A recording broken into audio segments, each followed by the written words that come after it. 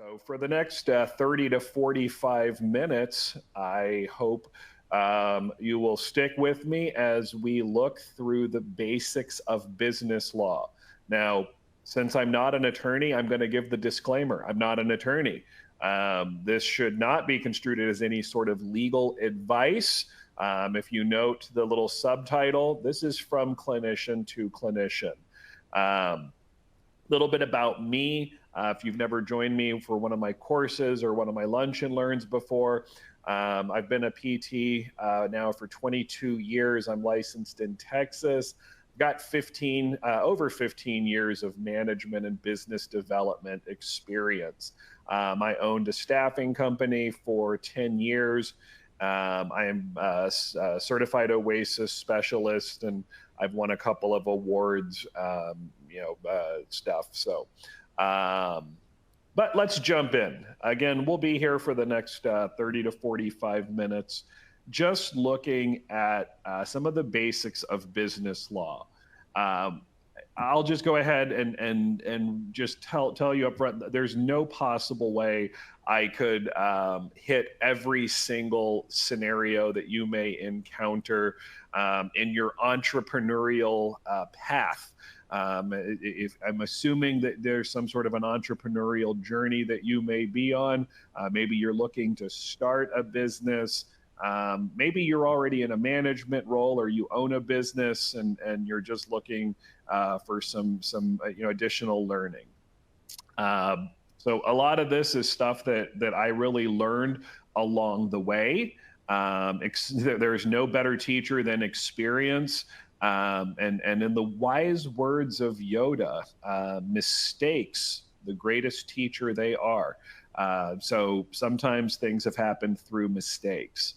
One of the very first things that I wish I would have done much sooner when I started my own business was developing an employee handbook.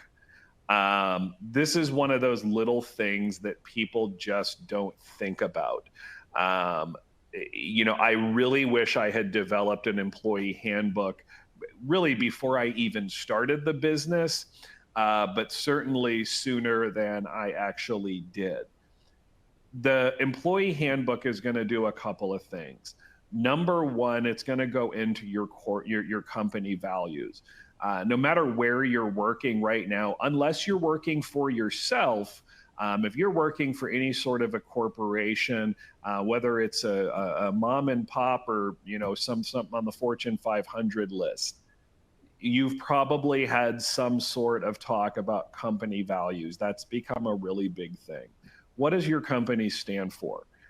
This is how people employees are going to really get to know you as a business owner and as a leader. What is it that you stand for?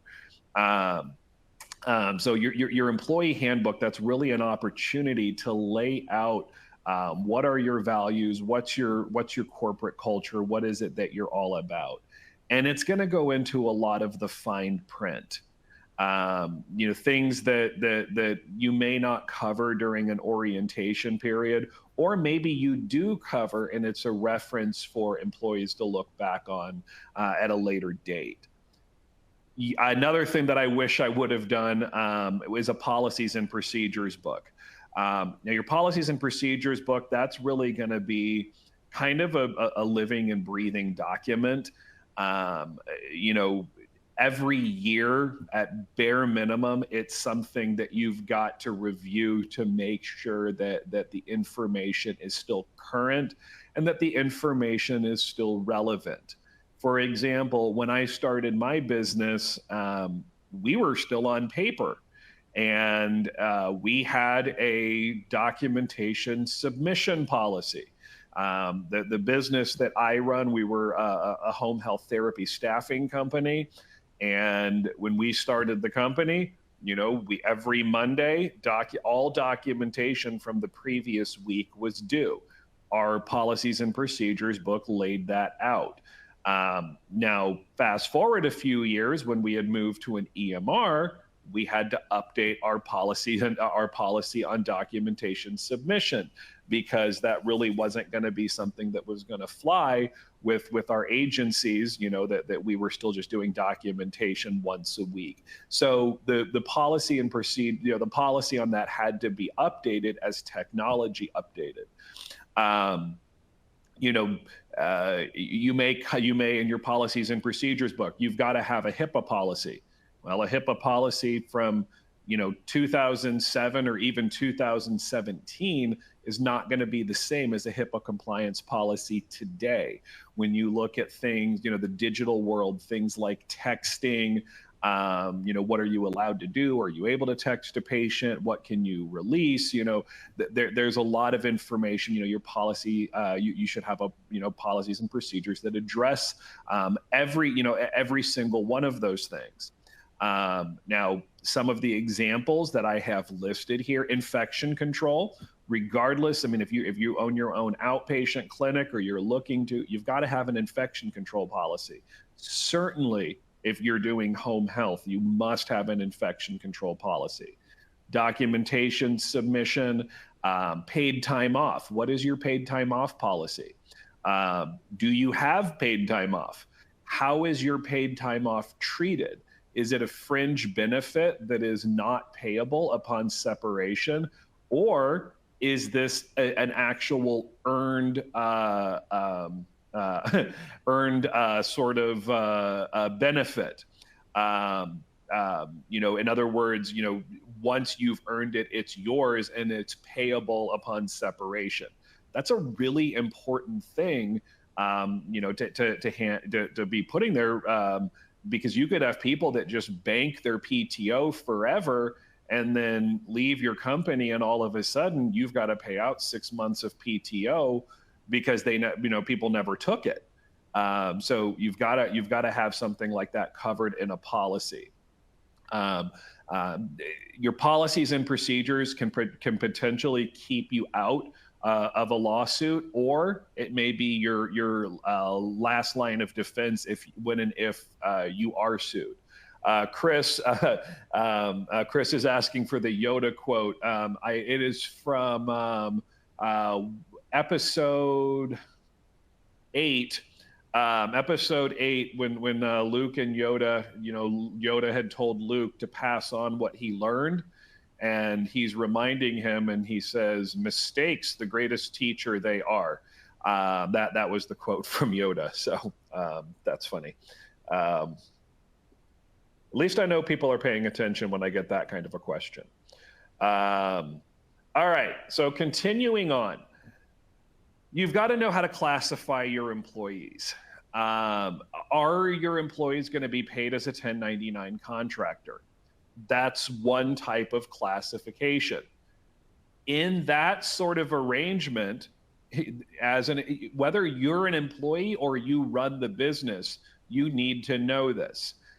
During COVID, I know many cases of nurses from my own company that left chasing very high dollar, lucrative traveling type jobs, only to find out that, they're getting paid, $5,000 a week. And then when they get their tax statement at the end, they find out, oh, shoot, the employer never took out any payroll taxes. I was being treated as a 1099. You need to know that. So whether you're the one getting paid or you're paying people, if you're classified as a contractor, that means you're paid by a 1099. In this situation, the employee is the one who's responsible for paying all Medicare and Social Security taxes. Now, there are very specific laws that govern who can qualify as a 1099 contractor. Generally speaking, if you are a PTA or a CODA, you do not meet the legal qualifications to be paid as a 1099 contractor. And this is certainly at the federal level, but also depending on your state. in most states, a PTA or CODA will not meet the legal standard. At bare minimum, in order to meet that legal standard, I can certainly speak to Texas, a PTA, a person who is a 1099 contractor, needs to be able to stand alone and work without supervision. Well, PTA and CODA, by definition, have to have supervision. There's some other requirements as well, but this is one, a lot of accountants will say, oh, the PTA has a license, then they qualify. No, that does not mean. This is where you've got to seek out proper legal counsel with someone who specializes in business and employment law, not somebody who dabbles in it, but somebody who really understands the ins and outs. Because if you misclassify somebody and they turn and sue you, the penalties can be very, very costly. If it's just at the state level, you may only be responsible for paying the state and the state unemployment and disability tax.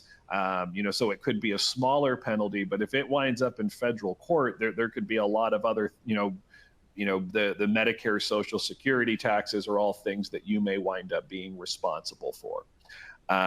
Plus the penalties that go along with it for not following it. When it comes to a 1099, let's say you have a 1099 contractor and they screw up, there's a malpractice situation. Well, then this becomes kind of a gray area. Ultimately, as the employer or the one who hired the contractor to go out and, if they're going out to see patients or they're working for you, at some level, you're still going to be responsible because, you're the one who has the relationship with that client, and the contractor is a vendor that's working on your behalf. So, that there can be some gray area as far as who's responsible, but just know there's very specific requirements to be a 1099 contractor. When you're looking at a W-2, this is where the employer is responsible for withholding payroll taxes. So the employer is responsible for withholding their portion of the Medicare and Social Security taxes. They're going to withhold the employee portion of the Medicare and Social Security taxes and any employee income taxes. The employer is going to be responsible for any work-related injuries. Because of that, you definitely want to consider carrying workers' compensation. In most states, in fact, I think it's every state except Texas, you're required to carry workers' compensation insurance. But just know when it comes to doing those withholdings, you do the withholdings, you've got to pay those taxes. Just don't mess around. Don't mess around with that. Don't think that, okay, if I don't pay it this quarter, I can get away with it and I can get caught back up later. I have never known of any employer who got behind and ever got caught back up. It's a snowball effect, and you're gonna wind up in trouble if you don't take care of your withholdings, your 941 tax filings. So you have, once again, classifying your employees is significant. So are you gonna classify as a contractor or a W-2? So a contractor, a 1099 contractor, once again, can stand alone. So this is your OT, your PT, your SLP. Anybody can be a W-2 employee. Those that require supervision, again, your PTAs, your CODAs, they really, generally speaking, they must be classified as a W-2 employee. They don't meet the legal standard to be classified as a 1099 contractor. And once again, you just don't want to mess around with that, because the small amount of money that you think you're saving if you get hit with one of these lawsuits, you're going to wish all of the money that you saved is going to go and then some, because the penalties and the damages and all of that, just they do not make it worth it for that short-term gain. So you've got to pay your employees. This kind of sounds like it goes without saying, but it is amazing how many businesses I run into, people that I run into that work for businesses where you have a set payroll day every other Friday, and employees are being told, oh, I don't have your check ready. It'll be ready on Monday. It blows my mind how often that seems to happen. And what is even more shocking is how often people stick around in those situations. One of my proudest achievements, I can say, in owning a small business for over 10 years, we never missed a payroll. We never had problems with payroll taxes, but we never missed a payroll. There were times that we were stressing. There were times that we were close because of cash flow problems. But we never missed a payroll. We never had to delay one. In fact, we did direct deposit 100% of the time. I would say after about the first 30 or maybe 45 days that we were in business, we were on direct deposit.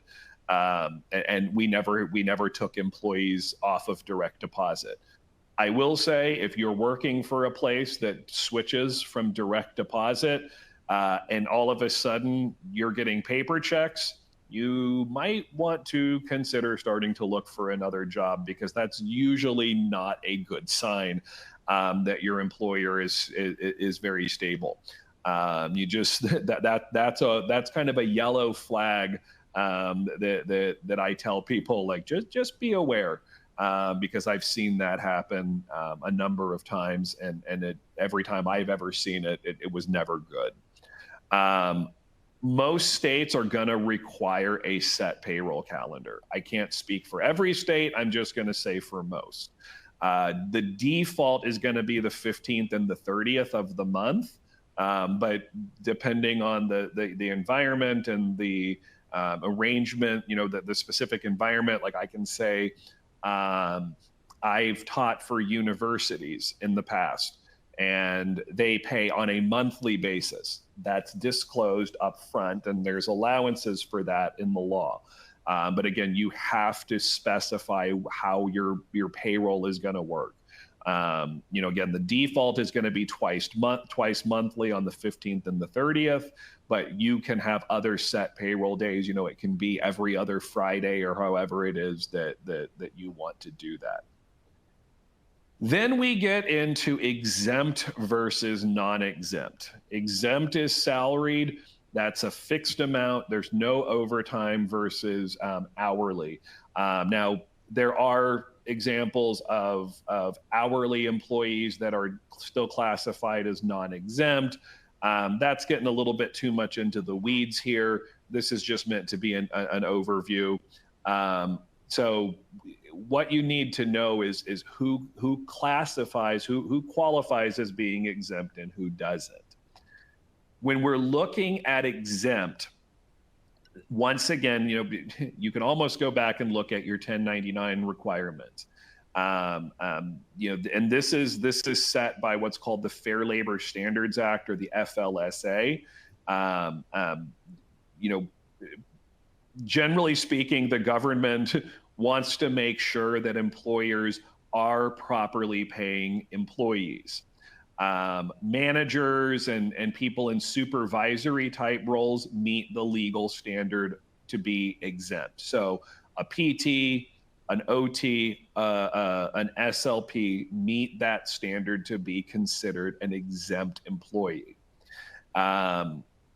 People that require supervision, again, generally speaking, do not meet that requirement to be considered exempt. So your PTAs, your quotas are going to wind up being an hourly type person. So that means you will be responsible for paying overtime. And if you are a PTA or quota, that means your employer should be paying overtime if you are working over 40 hours per week.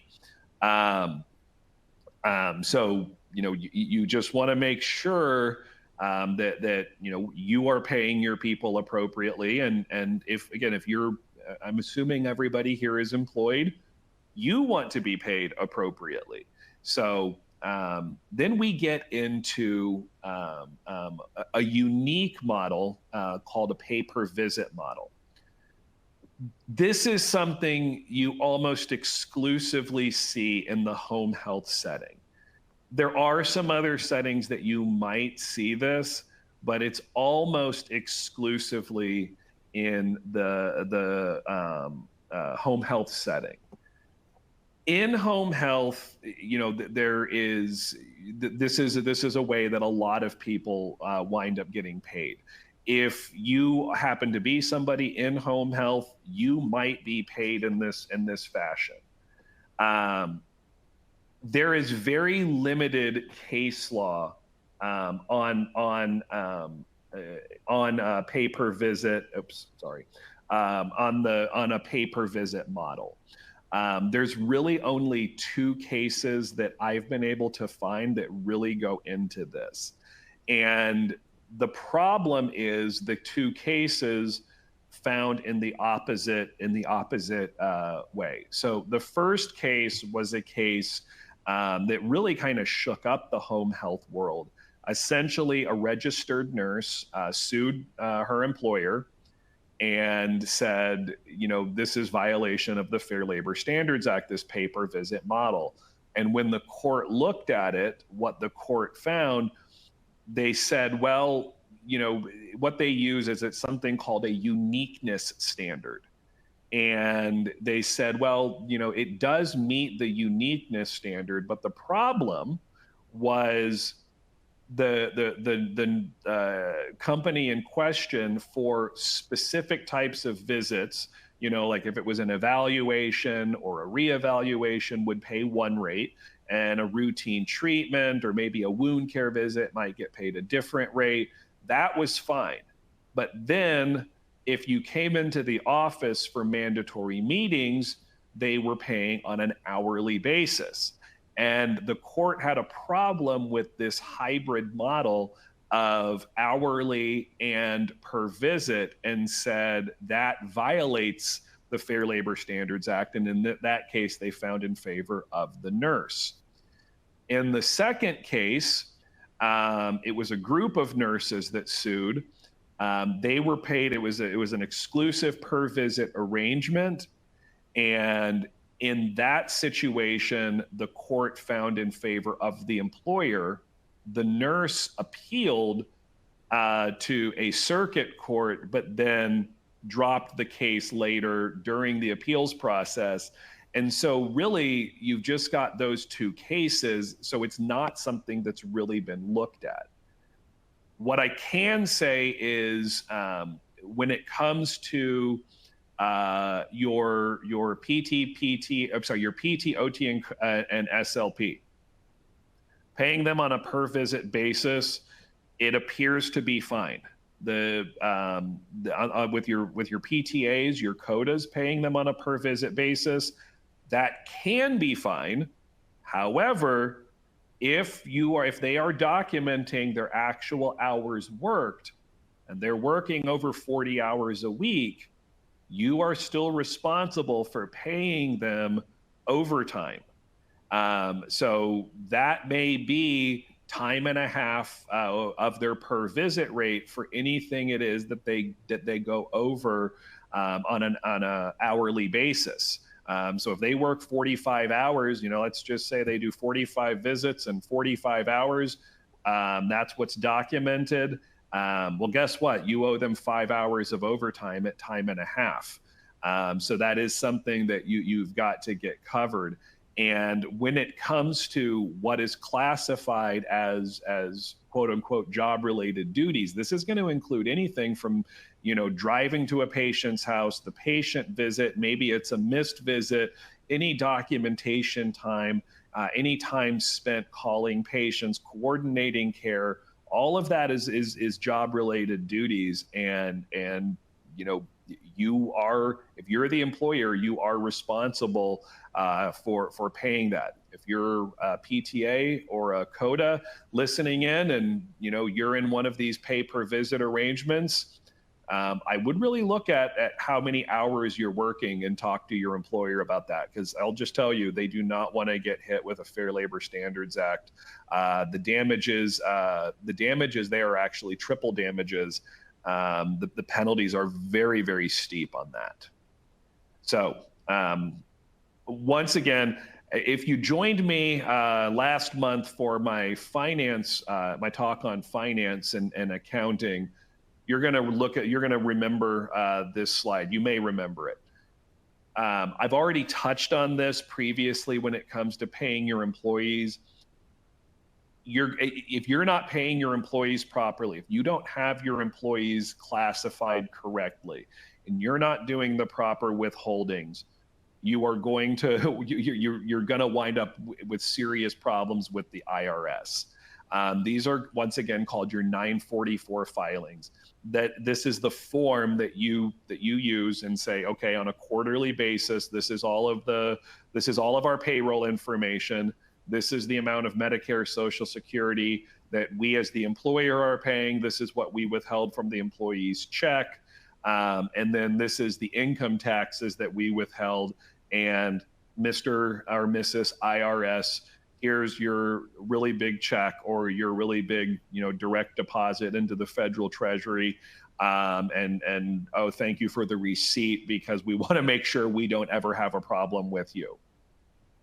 My advice again, use a payroll company. If you're having to do 944 filings, use a payroll company.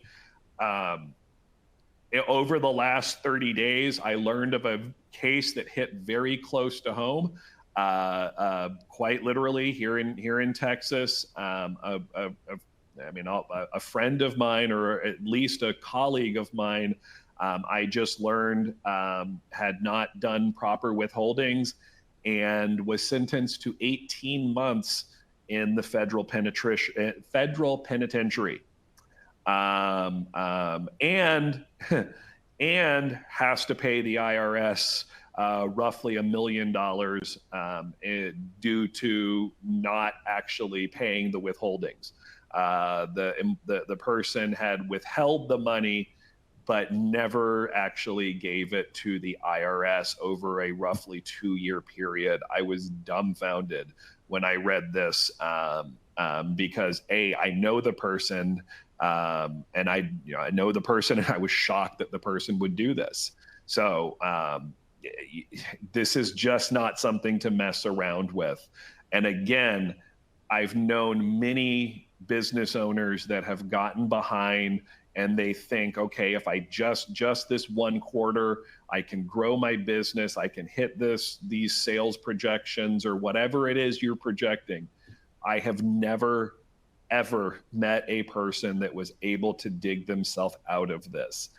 It can become insurmountable. So just, use a payroll company, and then it's out of your hands, and you won't have to risk getting into trouble. You have to pay yourself as well. If you're the business owner, you've got to pay yourself. There's different ways that you can choose to pay yourself. Yes, people want to avoid paying, excessive taxes. I jokingly tell people, what's the difference between tax avoidance and tax evasion? 10 years or 18 months in this case, in the federal penitentiary. Tax avoidance, you're probably not going to wind up in jail. Tax evasion, you're likely to wind up in jail. So you can't avoid all taxes. So you got to operate on the right side of the law. when it comes to paying yourself, you've got to pay yourself a reasonable salary. And, if you're not paying yourself a reasonable salary and the IRS does audit you, they're going to look at this and they will decide what a reasonable salary is for you. It may be based off of you're a physical therapist, you're an occupational therapist, a speech language pathologist, and this is what we think you should be paid. If you, it's probably going to be more than what you thought you should be paid, which means then now that extra, whatever you weren't paying yourself, is now subject to additional payroll taxes. Some people want to pay themselves a distribution and maximize what they can do there. There's benefits to that because that's not subject. A distribution is not subject to the IRS withholdings. It's still subject to federal income tax. So, April 15th being right around the corner, you're still going to have to pay income tax on a distribution, but you don't pay the Medicare and Social Security. With a salary, that's going to be subject to everything. The Medicare, the Social Security, and of course, income taxes. Now, depending on how your business is classified, are you classified as a C Corp? Are you classified as a C Corp where the entity itself is taxed? What a lot of businesses there do, let's maximize salaries so that there's lower profits from the business itself, so that the business as an entity doesn't get taxed as hard, because the tax rates for a corporation are something like 27%. It's very, very high. So then, if you're the business owner, you're getting taxed with your income tax, and then your business is getting taxed. So, it might, you might want to lower the corporation's tax responsibility by maximizing salaries. There are limits that the IRS places on that. And then again, distributions are not subject, but again, then it doesn't get hit with the payroll taxes. And then the IRS starts looking at that saying, oh, well, you didn't pay yourself a reasonable salary, so now we're going to go reclassify it. You need to have good legal counsel and good accounting counsel when it comes to how you're paying yourself. These are just the things that you wind up having to deal with. It's almost a situation where, you're darned if you do and you're darned if you don't. So I mentioned this earlier. 2023, Texas business owner pled guilty to tax evasion. Had gone two years, $900,000, so just short of $1 million, 18 months in federal penitentiary, has to pay the money still. And then there's potential impact on your employees, because that can adversely affect your employees' Social Security, because it's going to look like, I'm an employee, I didn't pay 2 years worth of Social Security taxes. Well, my employer withheld that money, but the U.S. Treasury, the Social Security Administration, did not get the money. So now they're going to look to you as an employee and say, well, do you want to fix it? Do you want to go ahead and pay the money so that it doesn't look like you went 2 years without working? They are going to come to you, because ultimately, the person who's finally responsible for this is you, as the business owner, or I'm sorry, as the employee. So, now as a potential business owner, if you are a business owner, how is that going to affect your reputation in the community? Are you going to be able to hire people if you haven't done that? So, things to consider. Don't mess around with it. One of the other things that I did mention earlier in the policies and procedure was mandatory reporting. So most states now are requiring healthcare providers to take a course in human trafficking. Regardless of your state, every single person on this call is most likely a mandatory reporter. Failing to report sexual assault. So there was a situation that happened in South Texas. There was a child that was receiving shift care from a pediatric home health agency.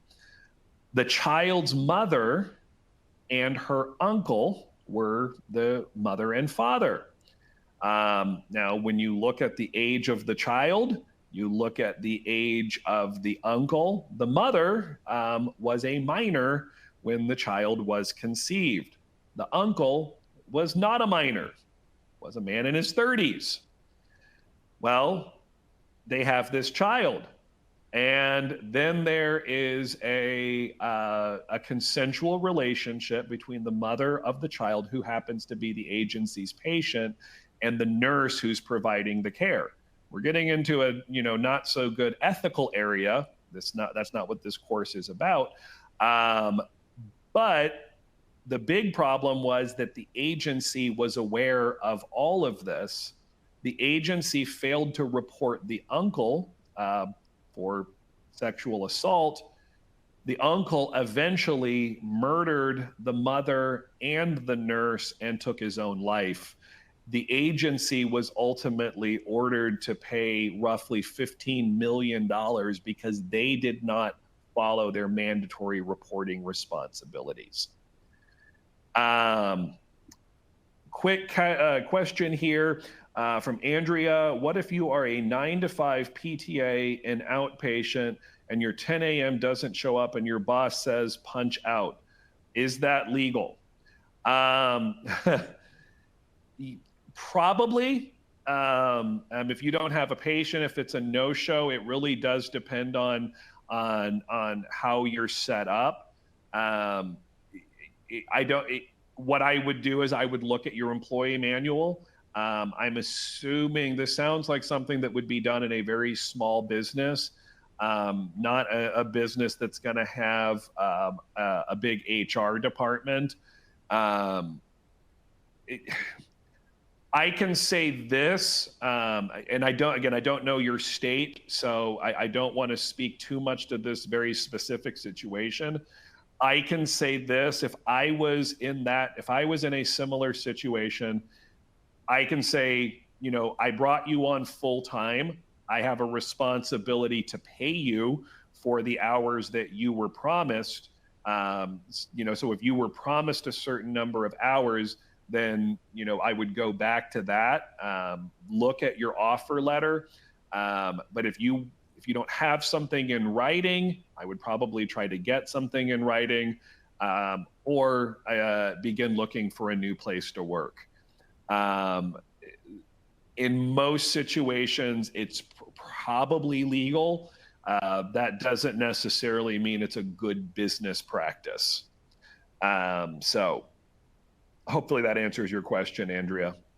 All right, pay-per visit. I did cover this on the previous slides, looking at the Fair Labor Standards Act. So again, there are specific situations where being paid on a per visit basis or piecemeal employment is allowed. We're certainly seeing it's becoming a lot more common in the gig economy. So you see things like Uber and Lyft, kind of paid like that. But once again, it mentions the uniqueness standard that I mentioned, that I referred to earlier, that the work must require a unique application of special skills in each encounter. So I don't think anybody who's a clinician on this call would argue that, you might be doing therapeutic exercise, but every patient is a little bit different. These are the names of the two cases. Elwell versus University Hospital Home Healthcare Services. This is the one that had the problem where they had that hybrid, the per visit plus the hourly pay rate, and how the court did not like that and ultimately found in favor of the plaintiffs. And then the second one, Fazekas v. the Cleveland Health Clinic, the circuit court, the Sixth Circuit, found that the work was unique and ultimately allowed the pay-per-visit model. Those are just the summary of those two cases. So with that, I finished in under the 45 minutes. I said it would be 30 to 45 minutes. We're at 42 minutes, but I will look to see if there's any questions, comments, concerns, or amusing anecdotes. Andrea, I'm sorry about that situation with your boss. Again, I do think it would probably be legal. I mean, I would really just look at, whatever offer letter and what you've been promised. It's, again, probably legal. It's just not necessarily the best business practice. And quite frankly, if that's what they're asking you to do, I would also be questioning the financial solvency of that business altogether. But if there's no other questions, I'm going to look here. And if there's no other questions, then we will conclude today's Lunch and Learn on business law. Thank you all.